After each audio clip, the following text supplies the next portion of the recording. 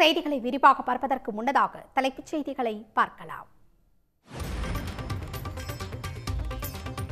வங்கக்கடலில் உருவான காற்றழுத்த தாழ்வு பகுதி தமிழ்நாட்டை நோக்கி நகர்கிறது.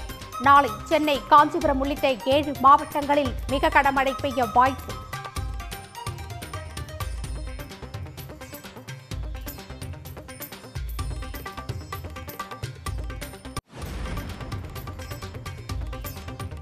நாமக்கலில் முட்டை கொள்முதல் விலை வரலாறு காணாத புதிய உச்சம். கடந்த 5 நாட்களில் 25 காசுகள் உயர்ந்து 6 ரூபாய் என நிர்ணயம்.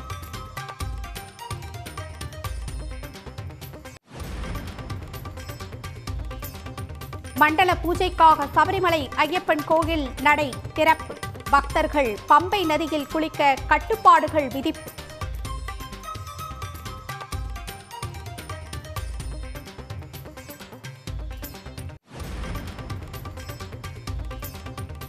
தமிழ்நாட்டில் 6 கோடி SIR படிவங்கள் விநியோகம் என தேர்தல் ஆணையம் தகவல். புதுச்சேரியில் 94% படிவங்கள் விநியோகம் செய்யப்பட்டிருப்பதாக அறிவிப்பு.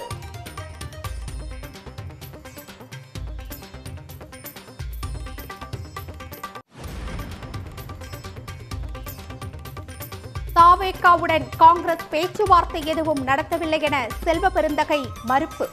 ராகுலுடன் விஜய் பேச்சு என பரவும் தகவல் தவறானது என்று தாவேகா தரப்பிலும் விளக்கம்.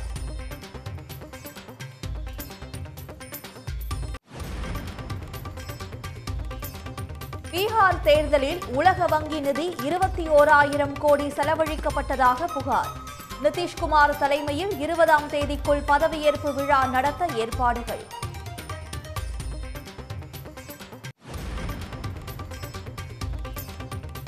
லாலு பிரசாத் மகள் ரோகிணி அடுத்தடுத்து வெளியிடும் வலைத்தள பதிவுகளால் பரபரப்பு.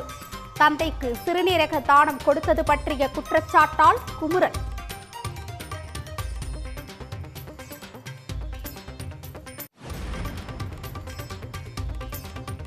டெல்லி கார் குண்டுவெடிப்பு நடந்த இடத்தில் ராணுவ வீரர்கள் பயன்படுத்தும் துப்பாக்கி குண்டுகள் வெளிநாடுகளில் இருந்து கொண்டுவரப்பட்டதா என NIA விசாரணை தீவிரம்.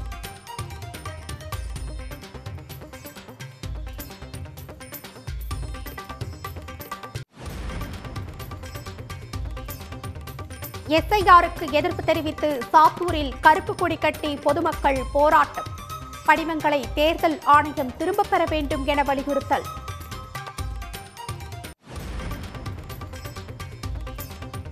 வாக்காளர் பட்டியல் சிறப்பு தீவிர திருத்தத்திற்கு வலுக்கும் எதிர்ப்பு. தமிழ்நாடு முழுவதும் மாவட்ட தலைநகரங்களில் தாவேகா சார்பில் ஆர்ப்பாட்டம்.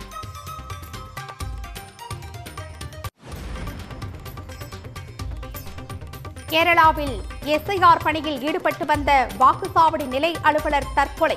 பணிச்சுமையே காரணம் என கூறி மாநிலம் முழுவதும் நாளை போராட்டம் நடத்த திட்டம்.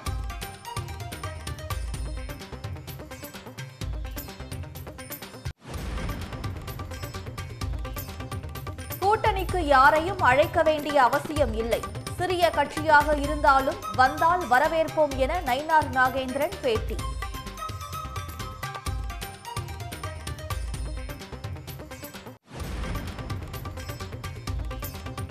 தேமுதிக அங்கம் வகிக்கும் கூட்டணி வெற்றி பெற்று ஆட்சி அமைக்கும் என பிரேமலதா விஜயகாந்த் உறுதி.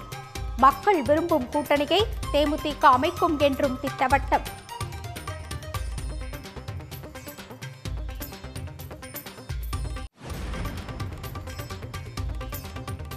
அமைச்சர் சக்கரபாணி தொடங்கி வைத்த சாலை பணிகளுக்கு மீண்டும் அடிக்கல் நாட்டிய KP முனுசாமி.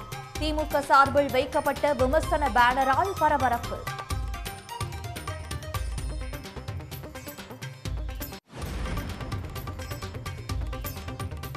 உதகையில் கட்டுப்பாட்டை இழந்து அந்தரத்தில் பறந்த கார்.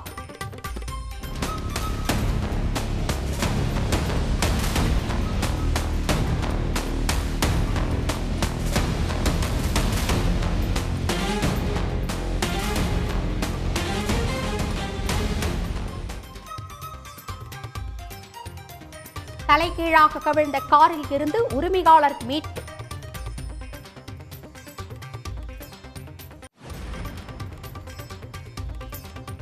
வார விடுமுறை என்பதால் ஒகேனக்கலில் குவிந்த சுற்றுலா பயணிகள். திருப்பரப்பு அருவியிலும் குடும்பம் குடும்பமாக நீராடி மகிழ்ச்சி.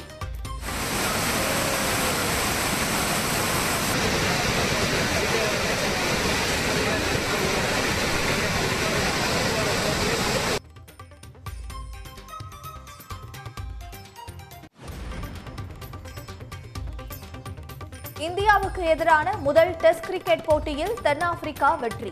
வெறும் 93 ரன்களில் அனைத்து விக்கெட்டுகளையும் இழந்த இந்தியா.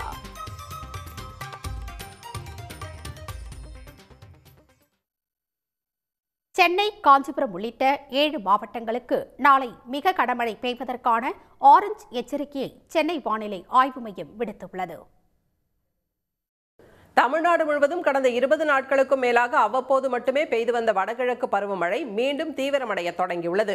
டெல்டா மாவட்டங்களில் திருவாரூர் மற்றும் சுற்றுவட்டார பகுதிகளான குடவாசல், கொரடாச்சேரி, ஐயம்பேட்டை, மணக்கால் உள்ளிட்ட பகுதிகளில் காலை முதலை விட்டுவிட்டு கனமழை பெய்தது. இப்போ மழை பெய்யுறது விவசாயிகளுக்கு நல்ல சந்தோஷத்தை தான் அளிக்குது. இயற்கையான சூழலும் இருக்கு. இதே மழை தொடர்ந்து நீடிச்சா விவசாயிகளுக்கு கொஞ்சம் பாதிப்பாக தான் இருக்கும். இதுவரைன்னு காலையிலேருந்து சொன்னாங்க, மழை லேசாக தான் பேஞ்சிக்கிட்டு இருக்கு. இனிமே போக போக மழை எப்படி தீவிரமடையுதுங்கிறது தெரியல. மயிலாடுதுறை மாவட்டத்திலும் சீர்காழி, வைத்தீஸ்வரன் கோவில், பூம்புகார் பகுதிகளில் மிதமான மழை பெய்தது. இதனால் சம்பா நெல் சாகுபடி பணிகளில் ஈடுபட்டுள்ள விவசாயிகள் மகிழ்ச்சி அடைந்துள்ளனர். கும்பகோணம், தாராசுரம், சாக்கோட்டை உள்ளிட்ட பகுதிகளில் பெய்த மழையால் குளிர்ச்சியான சூழல் நிலவுகிறது. கன்னியாகுமரி மாவட்டத்தில் தொடர் மழை காரணமாக திருப்பரப்பு அருவியில் தண்ணீர் ஆர்ப்பரித்து கொட்டுகிறது. விடுமுறை தினம் என்பதால் அங்கு குவிந்த பயணிகள் உற்சாகமாக நீராடி மகிழ்ந்தனர்.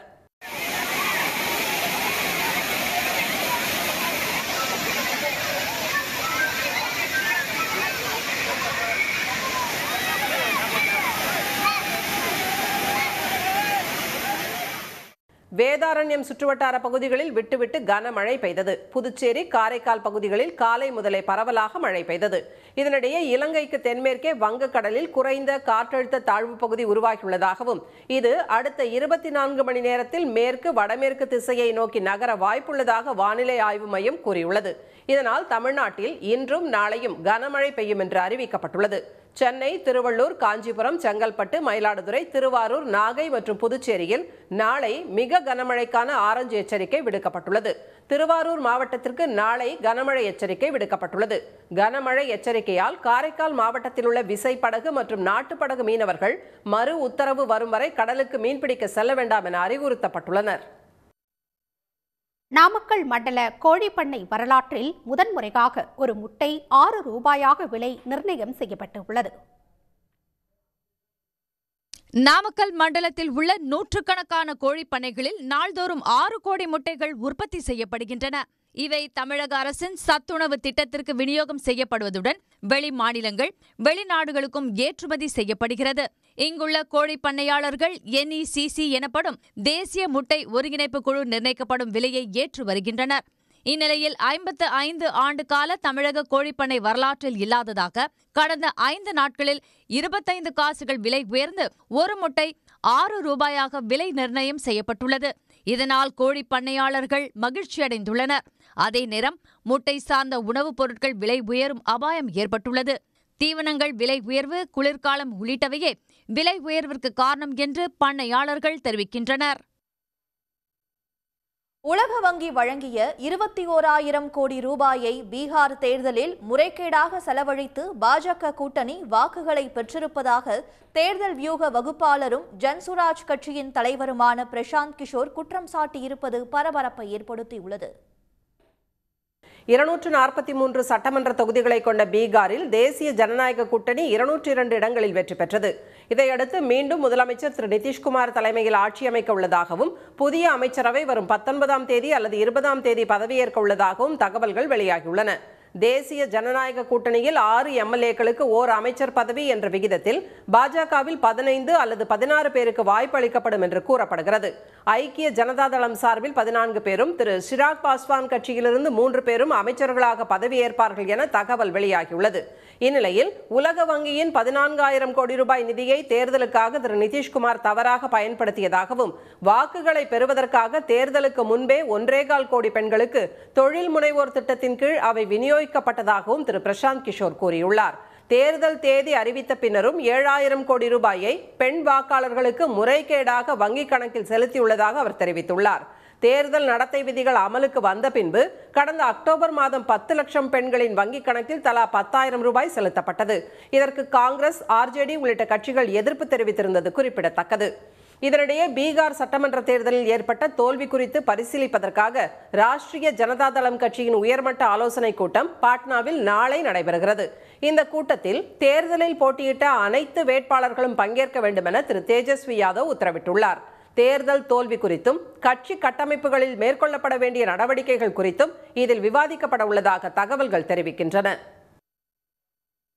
பீகாரில் லாலு பிரசாத் யாதவின் மகள் அவருக்கு சிறுநீரகம் தானம் கொடுத்தது பற்றி தனது சகோதரர் தேஜஸ்விக்கு கேள்வி எழுப்பி அடுத்தடுத்து வெளியிட்டு வரும் பதிவுகள் அங்கு விவாத பொருளாக மாறியுள்ளன. திரு தேஜஸ்வி யாதவை முதலமைச்சர் வேட்பாளராக அறிவித்து பீகாரில் தேர்தலை சந்தித்த ராஷ்டிரிய ஜனதா தளம் கட்சி தோல்வியடைந்த நிலையில் அது குறித்து திரு லாலுவின் மகள் திருமதி ரோகிணி அடுக்கடுக்காக கேள்விகளை எழுப்பி வருகிறார். அரசியலில் இருந்தும் திரு லாலுவின் குடும்பத்தில் இருந்தும் வெளியேறுவதாக நேற்று அறிவித்த அவர் ராஷ்டிரிய ஜனதா தளம் கட்சியின் தோல்விக்கான காரணம் குறித்து கேள்வி எழுப்பியதால் தன்னை திரு தேஜஸ்வியும் அவரது கூட்டாளிகளும் பிறந்த வீட்டில் இருந்தே வெளியேற்றிவிட்டதாக குற்றம் சாட்டினார். अब ये जाकर के आप संजय, रमेश, तेजस्वी यादव से पूछिए, वही लोग निकाला है हमको परिवार से, क्योंकि रिस्पॉन्सिबिलिटी लेना नहीं है उनको. पूरा दुनिया बोल रहा है जो चाणक्य बनेगा तो चाणक्य से आप सवाल पूछिएगा. जब कार्यकर्ता चाणक्य से सवाल कर रहा है, पूरा देश दुनिया सवाल कर रहा है कि पार्टी का ये ऐसा हाल क्यों हुआ. अब जब संजय, रमेश इन लोग का नाम लीजिए तो आपको घर से निकाल दिया जाएगा, आपको बदनाम किया जाएगा, आपको गाली दिलवाया जाएगा, आपके ऊपर चप्पल उठा करके मारा जाएगा. திருமதி ரோகிணியின் அறிவிப்பு ராஷ்டிரிய ஜனதா தளம் கட்சி தொண்டர்களிடம் பேசு பொருளாக மாறியுள்ள நிலையில் அவர் அடுத்தடுத்து பல அதிரடி தகவல்களுடன் எக்ஸ் தளத்தில் பதிவுகளை வெளியிட்டு வருகிறார். ஒரு மகள், ஒரு சகோதரி, ஒரு தாய் நேற்று அவமதிக்கப்பட்டு விட்டதாக கூறிய அவர் தம்மை செருப்பால் அடிக்க முயன்றதாகவும் கூறியுள்ளார். தாம் ஒருபோதும் சுயமரியாதையையும் உண்மையையும் விட்டுக் கொடுக்க மாட்டேன் என்று கூறியுள்ள திருமதி ரோகிணி தாம் அனாதையாக விடப்பட்டுள்ளதாக குமுறலுடன் தெரிவித்துள்ளார். அவர் வெளியிட்டுள்ள மற்றொரு பதிவில் தாம் பணம் வாங்கிக் கொண்டே திரு லாலுவுக்கு சிறுநீரகம் தானம் செய்ததாக கூறுவதை மறுத்துள்ளார். தாம் அசுத்தமானவள் என்று கூறுவோர் தாம் கொடுத்த சிறுநீரகத்தையும் அசுத்தமானது என்று கூறுவார்களா என்றும் அவர் கேள்வி எழுப்பியுள்ளார். சகோதரன் என்று ஒருவன் இருந்தால் தயவு செய்து சிறுநீரகத்தை தானம் செய்யாதீர்கள் என்று அனைத்து பெண்களிடமும் கேட்டுக்கொண்டுள்ள திருமதி ரோகிணி உங்கள் சகோதரனை சிறுநீரக தானம் செய்யுமாறு கூறுங்கள் என்று தெரிவித்துள்ளார். திரு லாலு குடும்பத்தில் வெடித்துள்ள சண்டையால் பீகார் மக்களிடம் பரபரப்பு நிலவுகிறது. டெல்லியில் கார் குண்டுவெடிப்பு நிகழ்ந்த இடத்திலிருந்து ராணுவத்தினர் மட்டுமே பயன்படுத்தும் துப்பாக்கி குண்டுகள் கிடைத்திருப்பது பெரும் அதிர்ச்சியை ஏற்படுத்தியுள்ளது. டெல்லி செங்கோட்டை அருகே கடந்த 10ஆம் தேதி நடத்தப்பட்ட கார் குண்டு தாக்குதலில் 13 பேர் உயிரிழந்தனர். 30க்கும் மேற்பட்டோர் காயமடைந்து மருத்துவமனையில் சிகிச்சை பெற்று வருகின்றனர்.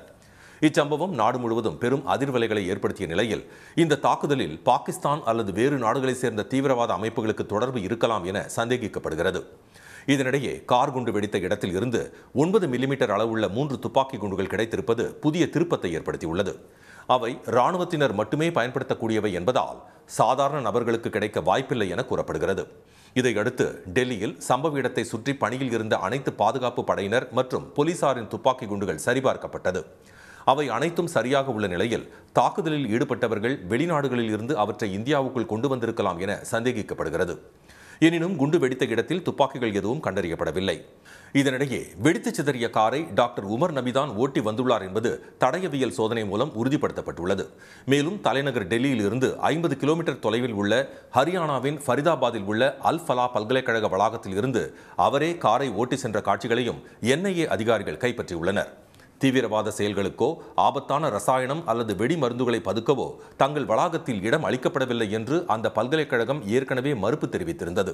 இந்நிலையில் அதன் வளாகத்தில் இருந்து டாக்டர் உமர் வெடிமருந்து நிரப்பிய காரை ஓட்டிச் செல்வது உறுதிப்படுத்தப்பட்டுள்ளது. ஹவாலா நெட்வொர்க் மூலம் உமர் மற்றும் அவரது கூட்டாளிகளான முசாமில், ஷாஹின் ஆகியோருக்கு ஜெய்ஷ்-இ முகமது தீவிரவாத அமைப்பு 20 லட்சம் ரூபாய் நிதி அனுப்பியது விசாரணையில் தெரியவந்துள்ளது. இந்த பணத்தின் மூலம் அமோனியம் நைட்ரேட் உள்ளிட்ட வெடிப்பொருட்களை உமர் வாங்கியதாக கூறப்படுகிறது. காஷ்மீரில் உள்ள அவரது வீட்டில் வெடிப்பொருட்களை சோதிக்க தனி ஆய்வகம் வைத்திருந்ததும் கண்டுபிடிக்கப்பட்டுள்ளது. டெல்லி கார் குண்டு சம்பவம் தொடர்பாக இதுவரை 3 மருத்துவர்கள் உட்பட 8 பேர் கைது செய்யப்பட்ட நிலையில் தெற்கு காஷ்மீரில் உள்ள அரசு மருத்துவக் கல்லூரி மருத்துவமனையில் பணியாற்றி வந்த ஹரியானாவை சேர்ந்த டாக்டர் பிரியங்கா சர்மா என்பவரையும் தீவிரவாத தடுப்பு போலீசார் இன்று கைது செய்தனர். அவரது செல்போன் மற்றும் சிம் கார்டுகள் தடயவியல் சோதனைக்கு அனுப்பி வைக்கப்பட்டுள்ளன. விடிந்ததும் திருமணம். இந்த நாளுக்காக ஆசையாக காத்திருந்த இளம்பெண் எந்த காதலனுக்காக போராடி திருமணம் வரை வந்தாரோ அந்த காதலனாலேயே இப்படி ஒரு கொடூரம் நடக்கும் என நினைத்து கூட பார்த்திருக்க மாட்டார். வாழ்க்கையின் மகிழ்ச்சியான நாள் துக்க நாளாக மாறியது ஏன்? குஜராத்தின் பாவ்நகரை சேர்ந்தவர் 22 வயது இளம்பெண் சோனி ஹிம்மத் ரத்தோட். இவரின் காதலன் தான் 26 வயதான சஜன்.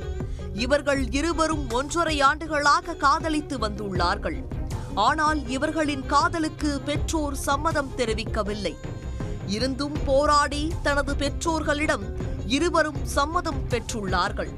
இதையடுத்து நவம்பர் 15ஆம் தேதி திருமண தேதி என குறிக்கப்பட்டது. இந்த திருமணத்திற்காக இரு வீட்டாரும் சிறப்பான ஏற்பாடுகளை செய்திருந்தார்கள். சொந்த பந்தங்கள் கூட திருவிழா போல களை கட்டியது.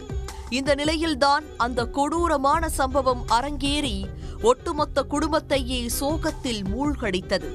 திருமணம் நடைபெற இருந்த நாளன்று அதிகாலையில் சோனி வீட்டிற்கு வந்துள்ளார் மணமகன் சஜன். அப்போது அவர்களுக்குள் மணப்பெண் உடை மற்றும் பணம் தொடர்பாக கடும் வாக்குவாதம் ஏற்பட்டுள்ளது. ஒரு கட்டத்தில் ஆத்திரமடைந்த மணமகன் இரும்பு கம்பியால் தாக்கி சுவரில் அவரது தலையை மோதி கொலை செய்ததாகவும் கூறப்படுகிறது.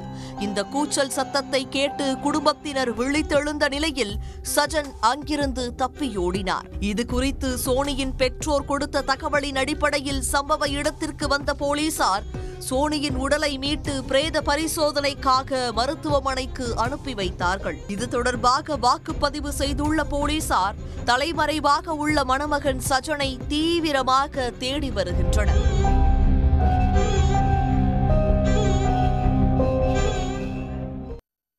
தாவேகாவுடன் தமிழ்நாடு காங்கிரஸ் கமிட்டியை சேர்ந்த யாரும் கூட்டணி தொடர்பாக பேச்சுவார்த்தை நடத்தவில்லை என்று செல்வ பெருந்தகை தெரிவித்துள்ளார்.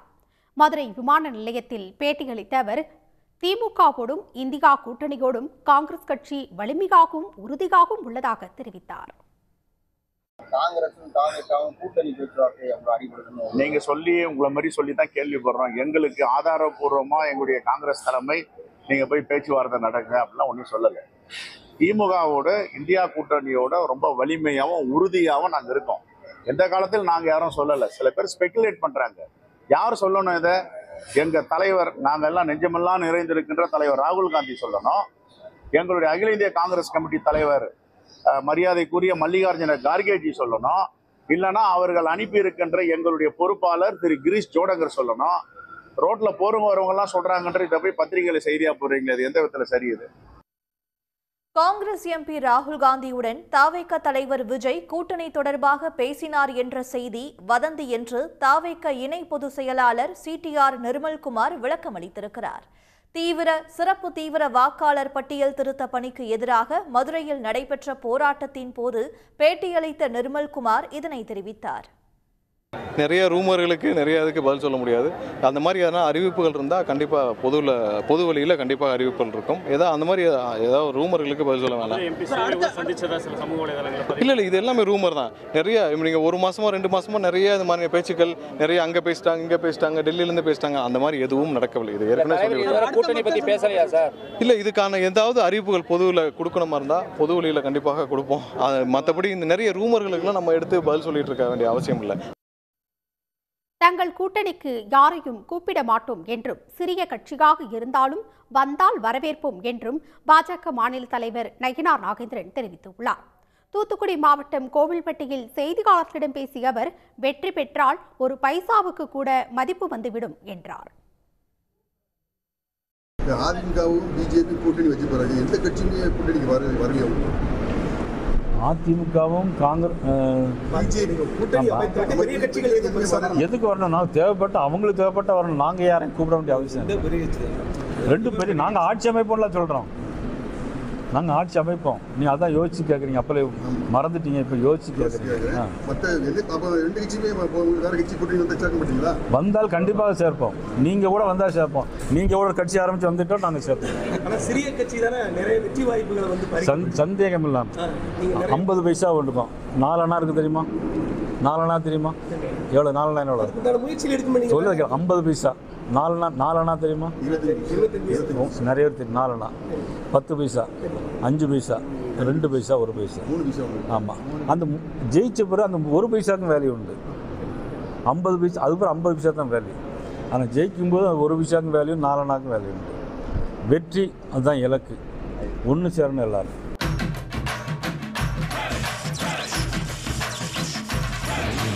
கட்சிக்காக உழைச்சிருந்தா மக்களே பாராட்டுவாங்க. இவங்கெல்லாம் இயக்கத்துக்கு துரோகம் செஞ்சவங்க, இவங்களுக்கெல்லாம் இந்த நிலை தான் அப்படின்னு எடப்பாடி பழனிசாமி சொல்றாரு. பழனிசாமி மற்றவர்களுக்கு துரோகம் செய்தவர், அது எல்லோருக்கும் தெரியும். இது வந்து ஒன்றும் நான் சொல்லி தான் தெரியணும் அவசியம் இல்லை. ஒரு 3 வயது குழந்தையும் கேட்டாலும் துரோகம் என்றால் என்ன என்பதை சொல்வார்கள். அதான் சொல்லுவேன். நம்ம ஊரில் ஒரு பழமொழி உண்டு. ஒருத்தர் திருடிட்டு ஓடுவான், அவனை எல்லாம் துரத்திட்டு போவாங்க. சாலையில் 2 பக்கம் நிற்கிறவங்க எங்கே அந்த திருடன் தன்னை பிடித்து விடக்கூடாதுன்றதுக்காக திருடன் முன்னாடி ஓடுவதாக கை காட்டி கொண்டு ஓடுவது போல சிலர் பேசி வருகிறார்கள். அதுதான் உண்மையை தவிர துரோகம் யார் செய்தார் என்பது தெரியும். அதனால் துரோகம் என்பதை பயன்படுத்துவதற்கு கூட அவருக்கு தகுதி இருப்பதாக நான் நினைக்கவில்லை. எடப்பாடி பழனிசாமி இருக்கக்கூடிய கூட்டணிக்கு அமமுக செல்ல வாய்ப்பு இல்லை. எடப்பாடி பழனிசாமி முதலமைச்சர் வேட்பாளராக இருக்கின்ற கூட்டணிக்கு நாங்கள் செல்வதற்கு வாய்ப்பில்லை. பலமுறை அதான சொல்லியிருக்கோம். அதிமுகவும் பிஜேபி கூட்டணி வச்ச பிறகு எந்த கட்சியுமே கூட்டணிக்கு வரலையா? அதிமுகவும் காங்கிரஸ் எதுக்கு வரணும்? நான் தேவைப்பட்ட அவங்களுக்கு தேவைப்பட்ட வரணும். நாங்கள் யாரையும் கூப்பிட வேண்டிய அவசியம் இல்லை. 2 பெரிய நாங்கள் ஆட்சி அமைப்போம்லாம் சொல்கிறோம். நாங்கள் ஆட்சி அமைப்போம். நீ அதான் யோசிச்சு கேட்குறீங்க. அப்போலே மறந்துட்டீங்க, இப்போ யோசிச்சு கேட்குறீங்க. மற்ற ரெண்டு கட்சியுமே வேற கட்சி கூட்டணி வந்து சேர்க்க மாட்டீங்களா? வந்தால் கண்டிப்பாக சேர்ப்போம்.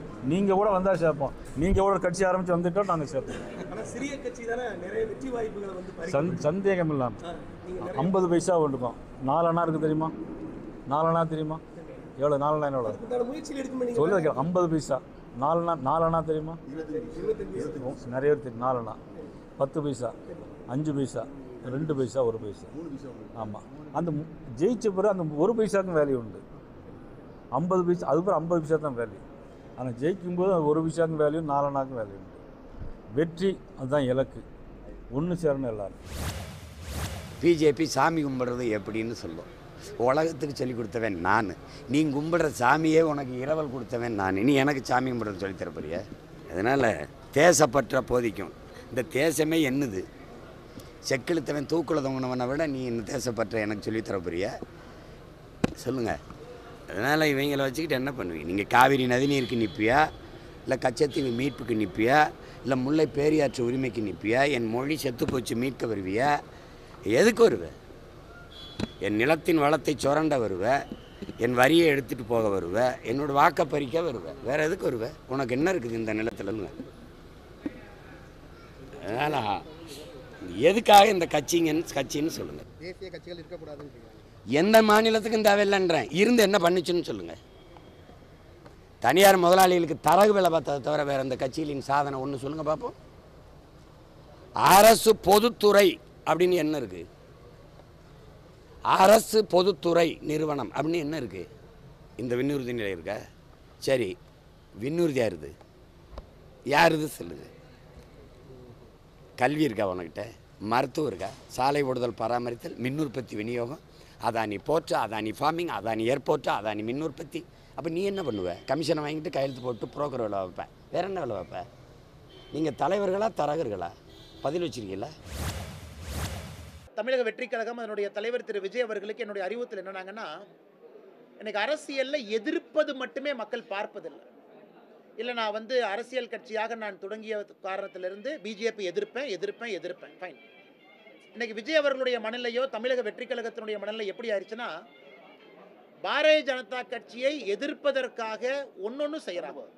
உதாரணத்துக்கு special intensive roll revision election commission நடத்துறாங்க. சுதந்திரத்திற்கு பிறகு 12 முறை நடத்தி இருக்கின்றார்கள். புதுவையில் 13வது முறை நடக்குது. கடைசியாக புதுவையில் 2002 நடந்திருக்கு, தமிழ்நாட்டில் 2002, 2005, தமிழ்நாட்டில் 2 வருஷம் நடந்துச்சுங்கண்ணா, பாதியாக நடந்துச்சு. விஜய் அவர்கள் தேர்தல் ஆணையம் நடத்தக்கூடிய ஒன்றையும் பிஜேபியோட லிங்க் பண்ணி அதை எதிர்க்கிறாங்க.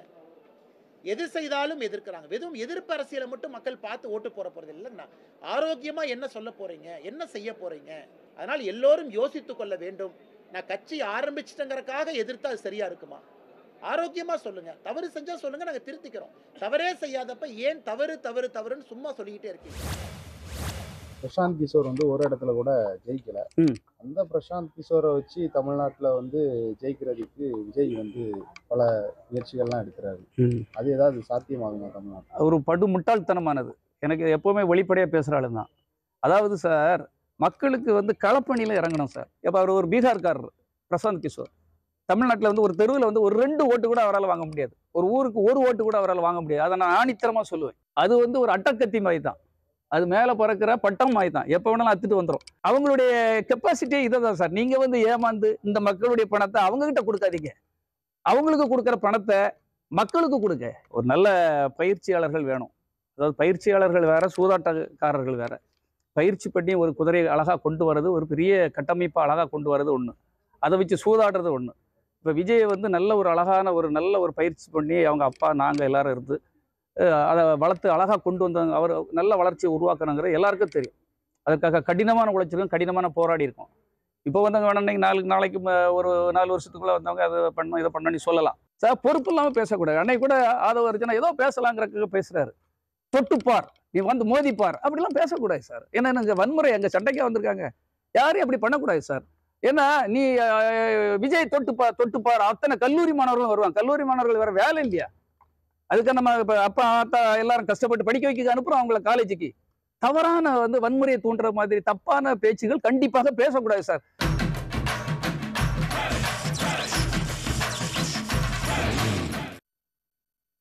மண்டல மற்றும் மகர விளக்கு பூஜைகளுக்காக சபரிமலை ஐயப்பன் கோவில் நடை திறக்கப்பட்டுள்ளது. சபரிமலை ஐயப்பன் கோவிலில் நடையை மாலை 5 மணி அளவில் மேல்சாந்தி அருண் நம்பூதிரி திறந்து வைத்தார். நாளை அதிகாலை 3 மணிக்கு மண்டல பூஜைக்கான நடையை புதிய மேல்சாந்தியாக தேர்ந்தெடுக்கப்பட்டுள்ள பிரசாந்த் நம்பூதிரி திறந்து வைக்க உள்ளார். கார்த்திகை மாதம் 1 தேதியில் ஐயப்பனை தரிசனம் செய்வதற்காக ஐப்பசியில் விரதம் இருக்கும் பல்லாயிரக்கணக்கான பக்தர்கள் சபரிமலையில் குவிந்துள்ளனர். மண்டல பூஜையில் பங்கேற்க நாள் ஒன்றிற்கு 70,000 பேர் ஆன்லைன் மூலமாக டிக்கெட்டுகளை முன்பதிவு செய்யலாம். 20,000 பேர் ஸ்பாட் புக்கிங் எனப்படும் நேரடி முன்பதிவு செய்து கொள்ளலாம். நேரடி முன்பதிவு செய்வதற்காக நிலக்கல், எருமேலி, வண்டிப்பெரியார், பத்தனம்திட்டா, செங்கனூர் ஆகிய இடங்களில் மையங்கள் அமைக்கப்பட்டுள்ளன. என்றபோதும் கூட்டம் அதிகமாக உள்ளதால் ஆன்லைன் மூலம் முன்பதிவு செய்து கொள்ளுமாறு பக்தர்கள் அறிவுறுத்தப்பட்டுள்ளனர். ரயிலில் வரக்கூடிய பக்தர்கள் செங்கனூரில் முன்பதிவு செய்து கொள்ளலாம். டிசம்பர் 27ஆம் தேதி வரை ஐயப்பன் கோவில் நடை திறக்கப்பட்டிருக்கும். பின்னர் நடை சாத்தப்பட்டு டிசம்பர் 30ஆம் தேதி மீண்டும் திறக்கப்படும். இந்த ஆண்டு சபரிமலையில் சுமார் 8,000 போலீசார் பாதுகாப்பு பணியில் ஈடுபடுத்தப்பட்டுள்ளனர். சன்னிதானம் அருகே பக்தர்கள் செல்போன் பயன்படுத்த தடை விதிக்கப்பட்டுள்ளது. கேரளத்தில் மூளையை தின்னும் அமீபா பரவுவதால் நீர்நிலைகளில் குளிப்பதை பக்தர்கள் தவிர்க்குமாறு கோவில் நிர்வாகம் கேட்டுக் கொண்டுள்ளது. திருப்பூர் மாவட்டம் பல்லடம் அருகே விவசாயம் மற்றும் வீட்டுமனை நிலங்களை இந்து சமய அறநிலையத்துறை சட்டவிரோதமாக 0 மதிப்பு செய்ததை கண்டித்து 500க்கும் மேற்பட்டோர் கவனஈர்ப்பு ஆர்ப்பாட்டத்தில் ஈடுபட்டனர். பல்லடம் ஒன்றியம் கரைப்புதூர் அல்லாளபுரம் பகுதியில் சுமார் 650 ஏக்கர் விவசாய நிலங்கள் மற்றும் வீட்டு மனைகளை 0 மதிப்பீடு செய்து கோயில் நிலங்களாக அறிவிக்கப்பட்டுள்ளன. அல்லாளபுரம் உலகேஸ்வர சுவாமி மற்றும் வரதராஜ பெருமாள் கோயில்களுக்கு சொந்தமான இந்த நிலங்களில் முறையாக மனைகள் வரன்முறைப்படுத்தப்பட்டு பலர் வீடுகளை கட்டி வசித்து வருகிறார்கள். பட்டாவும் சில இடங்களுக்கு பத்திரங்களும் உள்ளன. ஆனால் அந்த நிலங்களை பத்திரப்பதிவு செய்யக்கூடாது என இந்து சமய அறநிலையத்துறை பத்திரப்பதிவு துறையை அறிவுறுத்தியுள்ளதால் அந்த பகுதி மக்கள் அதிர்ச்சியில் ஆழ்ந்துள்ளார்கள். எங்கள்கிட்ட இந்த வீடு ஆக்கிரமிப்பு 0 மதிப்பு செஞ்சு ஆக்கிரமிப்பு பண்ணலாம்னு நினைக்கிறாங்க. ஆனா இது சட்டவிரோதமான செயல். இந்த சட்டவிரோதமான செயலுக்கு நாங்க எப்பவுமே இடம் கொடுக்கறது இல்லைங்க. நாங்க சம்பாரிச்ச நிலம் இது எங்களுக்கு புறம்போக்கு பட்டாவும் கிடையாது. இது நாங்களா உருவாக்குனது. நாங்க சம்பாரிச்சு இந்த கவர்மெண்ட் எதுக்காக வாங்கினாங்க? இல்லைன்னா கவர்மெண்ட் இதெல்லாம் கவர்மெண்டுடைய வேலை. இந்த அறநிலையத்துறையானது அந்த இடத்துல கவர்மெண்ட் நிலம் கோயில் நிலம்னு சொல்லியிருந்தா அந்த நிலத்துல கோயில் நிலம் நீ போடு வச்சிருந்திருக்கலாம். இந்த இனாம் நில விவகாரத்தில் புதிய சட்டம் உருவாக்கி பிரச்சினைக்கு தீர்வு காண வேண்டும் என அரசை வலியுறுத்தி குப்பிச்சிபாளையம் பகுதியில் விவசாயிகள் மற்றும் பொதுமக்கள் கவன ஈர்ப்பு ஆர்ப்பாட்டத்தில் ஈடுபட்டார்கள். இந்த விவகாரத்தில் அரசு புதிய சட்டம் கொண்டுவர வலியுறுத்தியுள்ளனர். ஒரு சட்டமன்றத்தில் சட்டம் கொண்டு வரப்பட்டு வழங்கப்பட்ட பட்டாக்களை இந்து சமய அறநிலைத்துறை மதிக்காமல் சட்டவிரோதமாக அரசாங்கத்தினுடைய கொள்கை முடிவின்றி சட்டமன்றத்தினுடைய கொள்கை முடிவின்றி ஜீரோ வேலை செய்யறது, பட்டாவில் பெயர் மாத்துறது, விவசாயிகளை ஆக்கிரமிப்பாக சொல்லி வெளியேற்றுறது போன்ற வேலைகளை செய்து கொண்டிருக்கிறார்கள். எங்கள் உரிமைகளை பறித்து விட்டு அவர்கள் தேர்தலில் வெல்ல முடியாது. நாங்க கோரிக்கைக்காகத்தான் வந்திருக்கிறோம். நாங்க அரசியல் பண்றதுக்கு வரல. எங்க கோரிக்கைகளுக்கு நீங்கள் தீர்வு காணாவிட்டால் எங்க வாக்குகள் அரசியல் செய்யும். இந்த விவகாரம் தொடர்பாக ஏற்கனவே வீடுகளில் கருப்பு கொடி கட்டி போராட்டம் நடத்தியுள்ளார்கள்.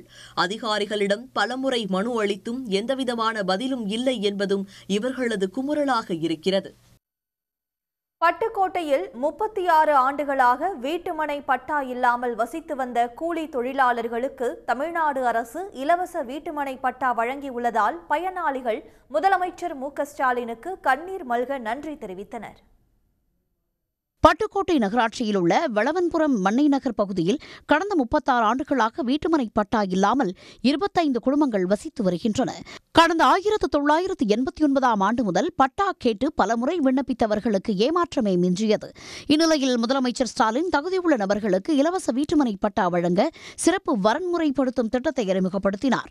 அதன் அடிப்படையில் 29 குடும்பங்களுக்கு தமிழ்நாடு அரசு சார்பில் 75 லட்சம் ரூபாய் மதிப்பிலான இலவச வீட்டுமனை பட்டாக்களை தஞ்சை திமுக எம்பி முரசு வழங்கினார். 37 வருஷமாக எத்தனையோ அரசியல்வாதி வந்தாங்க, எத்தனையோ ஆபீசர்கள் வந்தாங்க. அத்தனை பேர்கிட்டையும் நாங்கள் கொண்டு மனு கொடுத்தோம். ஒருவருமே இதை கண்டுக்கிறவே இல்லை. இப்போ நம்முடைய தஞ்சை மாவட்டத்தினுடைய நம்ம எம்பி அவங்க வந்தாங்க. அப்போ அவங்கள்ட்ட மனு கொடுத்தோம். அவர் முயற்சி மட்டுமல்லாமல் நம்முடைய திராவிட மாடல் அரசியலில் வந்து இப்போ நம்மளுடைய தளபதி மரியாதைக்குரிய ஸ்டாலின் அவர்கள் எங்களுக்கு இந்த பட்டாவை கொடுத்துருக்குறாங்க. நாங்கள் வீடு இல்லாமல் இருந்தோம். வீட்டில் ஒரு பொண்ணு கல்யாணம் பண்ணி நாங்கள் எப்படி வீட்டுக்கு கூட்டிகிட்டு வர்றோமோ அதே மாதிரி எங்களுக்கு வீடு கிடச்ச உடனே நிம்மதியாக நம்ம வீட்டில் தூங்குறேங்கிற ஒரு சந்தோஷத்தோடு நாங்கள் இருந்துக்கிட்டு இருந்தோம். அந்த இல்லாத எங்களுக்கு இப்போ நீங்கள் கொடுத்தது எங்களுக்கு பெரிய கிடைக்காத ஒரு சொத்து. எவ்வளோ பேர் எத்தனை பேர் அலைஞ்சாலும் எங்களுக்கு இருக்க துணி, படுக்க இடம், சாப்பிட சோறு, இது எல்லாமே நீங்கள் எங்களுக்கு தந்துக்கிட்டு இருக்கீங்க. தஞ்சை மாவட்டத்தில் மட்டும் கடந்த 4 ஆண்டுகளில் 40,000 குடும்பங்களுக்கு இலவச வீட்டுமனை பட்டா வழங்கப்பட்டுள்ளது குறிப்பிடத்தக்கது. ஆசிய அளவிலான மூத்தோர் தடகள போட்டியில் இந்தியாவுக்காக தங்கம் வென்று அசத்தியுள்ளார் 78 வயதான மூதாட்டி ஒருவர். தனது வயதை ஒரு தடையாக நினைக்காத மூதாட்டி திலகவதி ஒலிம்பிக் போட்டியில் பங்கேற்று நாட்டிற்காக தங்கம் வெல்ல வேண்டும் என்பதே தனது வாழ்நாள் லட்சியம் என்றும் கூறியுள்ளார்.